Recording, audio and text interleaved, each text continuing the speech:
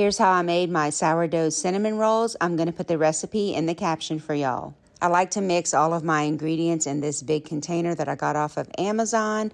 The first thing I did was get my starter, some water, and a little bit of yeast. You don't have to use yeast, but it's going to take a little bit longer for it to rise, and I want it to bake it that day.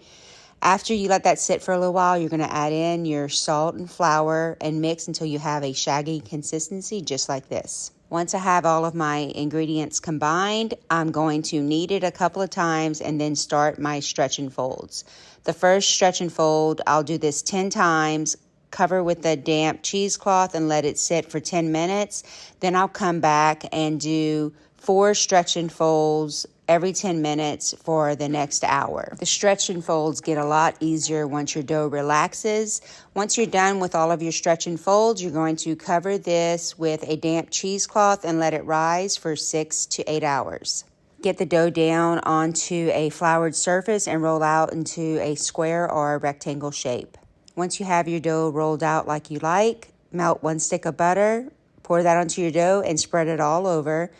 Here I have a sugar cinnamon mixture. We're just going to sprinkle on top and roll these up. Take your time here and make sure you get a tight roll so they don't come apart.